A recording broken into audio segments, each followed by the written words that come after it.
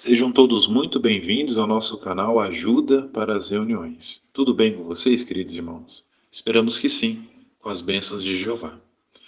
Meus amados, neste vídeo estaremos disponibilizando a preparação e análise completa da reunião Vida e Ministério Cristão dessa semana, 1 a 7 de janeiro de 2024.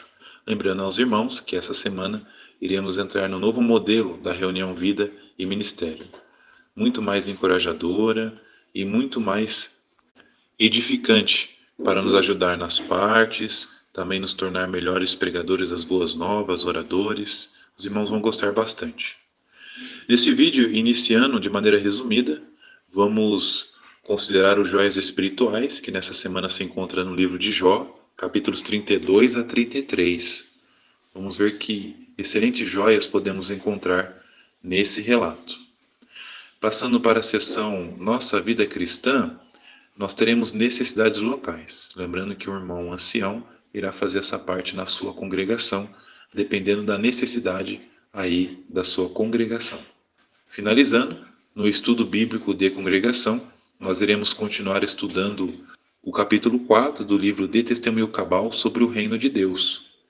Interessante que nesse capítulo 4 nós vamos apenas considerar o quadro na página 30 desse livro, que fala sobre a história de Pedro. Os irmãos vão gostar bastante. Elaboramos 4 perguntas e respostas para esse quadro. E incentivamos aqueles que não forem inscritos, se inscrevam no nosso canal, deixem um gostei, um comentário, compartilhem nossos vídeos e torne-se membro do canal. Essa opção, além de ajudar o nosso canal a crescer, também na produção e elaboração desse vídeo, faz também com que esse vídeo que te ajudou ajude outros irmãos também que acompanham o canal. Vamos iniciar a nossa reunião Vida e Ministério Cristão.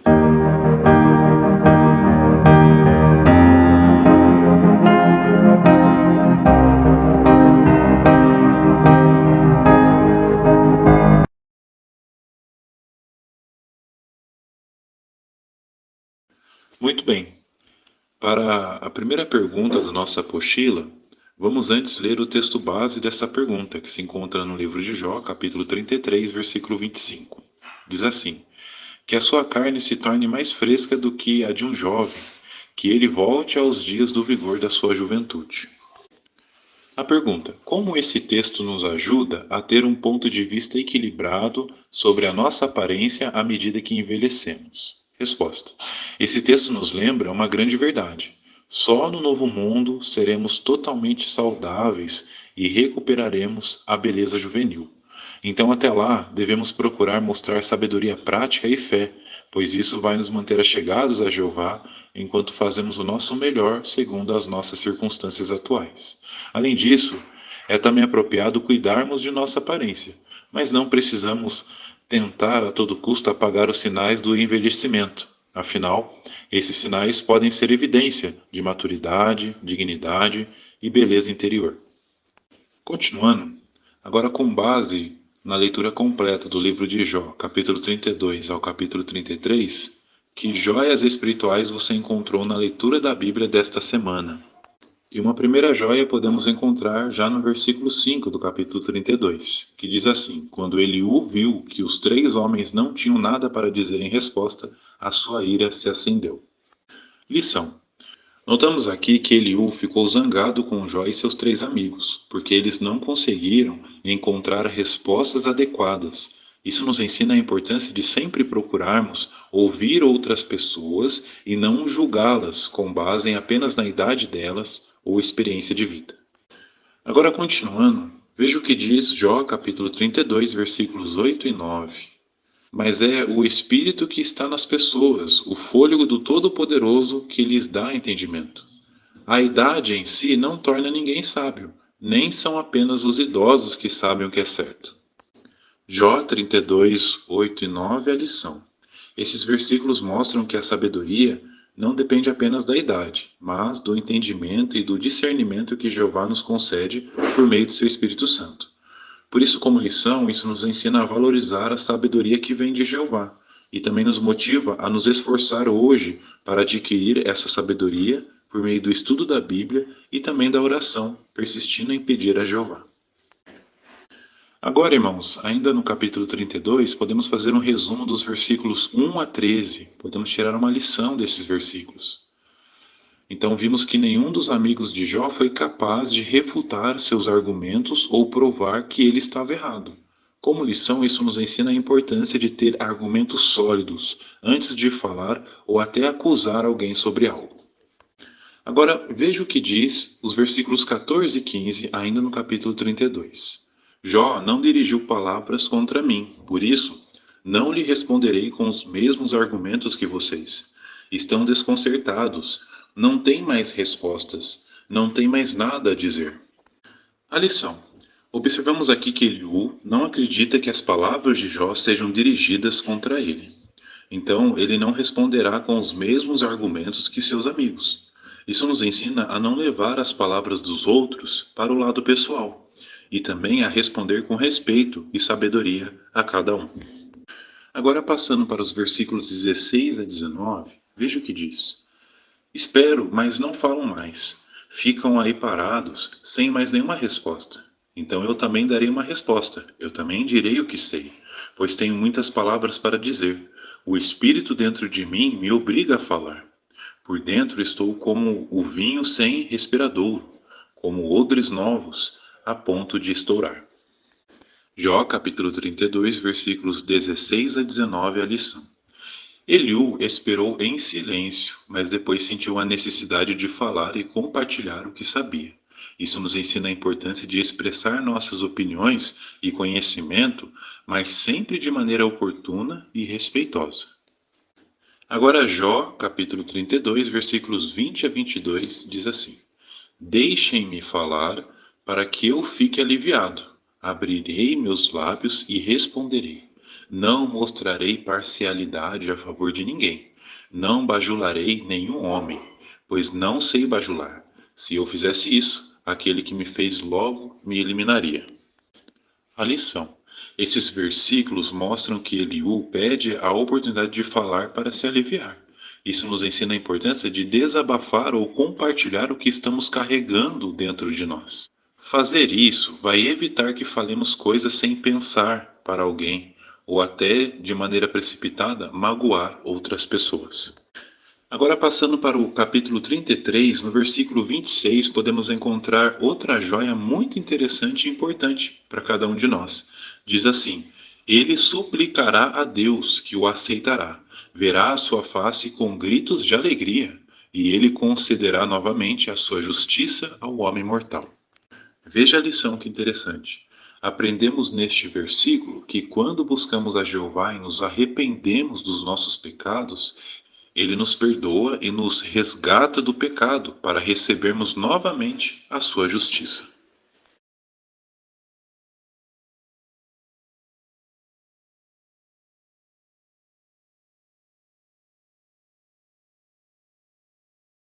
Então, apenas refrisando, o tema do capítulo 4 é homens comuns e sem instrução.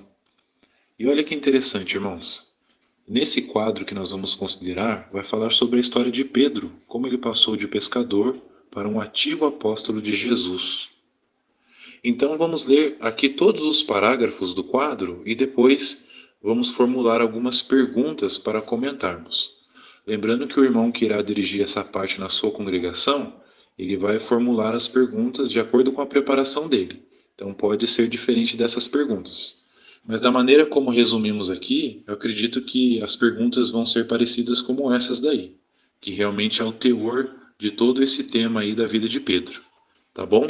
Então vamos ler os parágrafos. Nas Escrituras, Pedro é identificado por 5 nomes. Ele é conhecido como Simeão em hebraico e pelo seu equivalente grego Simão, e como Pedro e seu equivalente semítico Cefas. O apóstolo também é identificado como Simão Pedro, união de 2 de seus nomes. Os irmãos vão notar que nesse quadro tem vários relatos explicando todo esse contexto da vida de Pedro. Se os irmãos quiserem, tire um tempinho para ler esse relato, que isso vai enriquecer muito o entendimento de vocês sobre a vida de Pedro. Os irmãos vão gostar bastante. Pedro era casado e sua sogra e seu irmão moravam com ele. Ele era pescador de Betsaida, cidade da margem do norte do Mar da Galileia. Mais tarde morou em Cafarnaum, perto de Betsaida. Jesus estava no barco de Pedro quando se dirigiu a uma multidão que se reuniu na margem do Mar da Galileia. Logo depois disso, sob a orientação de Jesus, por meio de um milagre, Pedro apanhou uma grande quantidade de peixes. Pedro se ajoelhou, tomado de medo, mas Jesus lhe disse: Pare de ter medo, de agora em diante você apanhará a homens. Pedro pescava com seu irmão André, bem como Tiago e João. Os quatro abandonaram seu negócio pesqueiro quando aceitaram o convite de Jesus para se tornarem seus seguidores. Mais ou menos um ano depois, Pedro estava entre os 12 que Jesus escolheu como apóstolos, que significava enviados. Jesus escolhia Pedro, Tiago e João para acompanhá-lo em ocasiões especiais. Eles presenciaram a transfiguração de Jesus, testemunharam a ressurreição da filha de Jairo e viram a aflição de Jesus no jardim de Getsêmani. Os três, junto com André, perguntaram a Jesus a respeito do sinal de sua presença. Pedro era direto, ativo e às vezes agia por impulso. Parece que ele costumava falar antes dos outros apóstolos. Nos evangelhos, encontramos mais palavras de Pedro do que todos os outros 11 apóstolos juntos. Em geral, era Pedro quem fazia as perguntas e os outros ficavam calados. Foi ele que não quis que Jesus lavasse seus pés e, depois, ao ser repreendido, pediu que Jesus lavasse também suas mãos e sua cabeça. Fortes emoções levaram Pedro a tentar convencer Jesus de que ele não teria de sofrer nem de ser morto. Jesus o repreendeu por essa falta de critério. Na última noite de Jesus na terra, Pedro disse que mesmo que todos os outros apóstolos abandonassem a Jesus, ele nunca faria isso. Quando Jesus foi preso por seus inimigos, a coragem levou Pedro a defender Jesus com uma espada e, mais tarde, a segui-lo até o pátio da casa do sumo sacerdote. Apesar disso, não muito tempo depois, Pedro negou seu mestre 3 vezes e, ao se dar conta do que havia feito, chorou amargamente. Pouco antes de Jesus aparecer pela primeira vez a seus apóstolos na Galiléia, após sua ressurreição, Pedro disse que ia pescar e outros apóstolos foram com ele. De seu barco, Pedro reconheceu Jesus na praia e, agindo por impulso, se jogou na água e nadou até ele. Jesus estava preparando alguns peixes para seus apóstolos. Durante a refeição, Jesus perguntou a Pedro: Você me ama mais do que a estes? Referindo-se aos peixes na frente deles. Jesus estava incentivando Pedro a segui-lo por tempo integral em vez de se empenhar por uma carreira, como a pescaria. Por volta de 62 a 64 era comum, Pedro divulgou as boas novas em Babilônia, no atual Iraque, onde havia uma grande população de judeus. Em Babilônia, Pedro escreveu a primeira e possivelmente a segunda das 2 cartas inspiradas que levam seu nome. Jesus confiou a Pedro os poderes necessários para um apostolado aos circuncisos. Com compaixão e vigor, Pedro cumpriu sua comissão. Realmente é muito encorajadora a história de Pedro, não é mesmo, meus irmãos? Não só dele, mas iremos ver de outros apóstolos também ao decorrer desse estudo.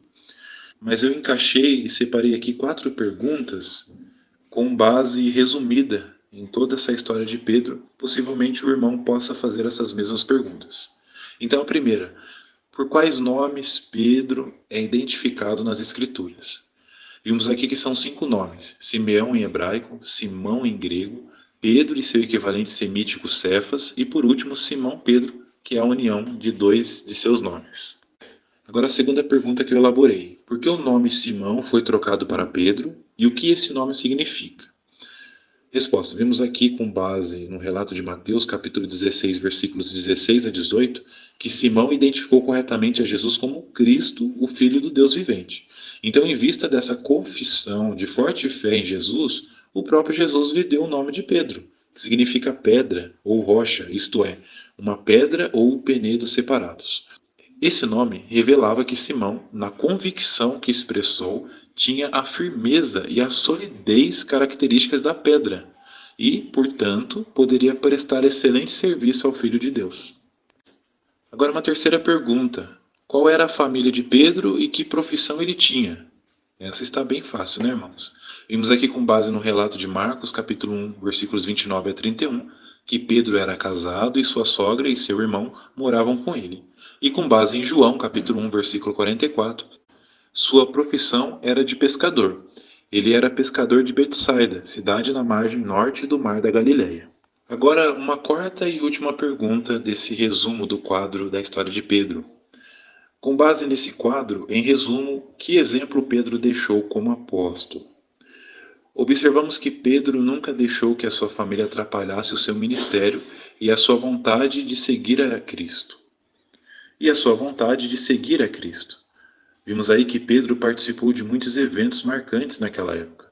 E isso com certeza lapidou ou refinou ele, à medida que foi passando por desafios no seu ministério. Pedro foi um grande apóstolo, e mesmo agindo por impulso muitas vezes, ele demonstrou forte fé em Jesus e fez de tudo, até deixou o trabalho de pesca para trás, para com compaixão e vigor cumprir sua comissão.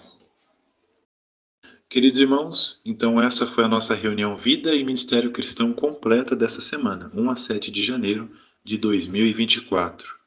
Mais uma vez, muito obrigado pelo carinho, pela atenção com o nosso canal. Esperamos que com as bênçãos de Jeová você consiga contribuir com seus frutos de lábios, com seus comentários e que você consiga elaborar bastantes respostas que vão encorajar outros irmãos. Agora você tem a oportunidade, se não for inscrito, de se inscrever no nosso canal, deixar um gostei, um comentário, compartilhar esse vídeo, ativar o sininho e, se assim desejar, torne-se um novo membro do canal. Como sempre falamos, essa opção, além de ajudar o canal a crescer e também na produção desses vídeos, faz com que esse vídeo que te ajudou chegue a mais irmãos, mais famílias que vão preparar essa reunião.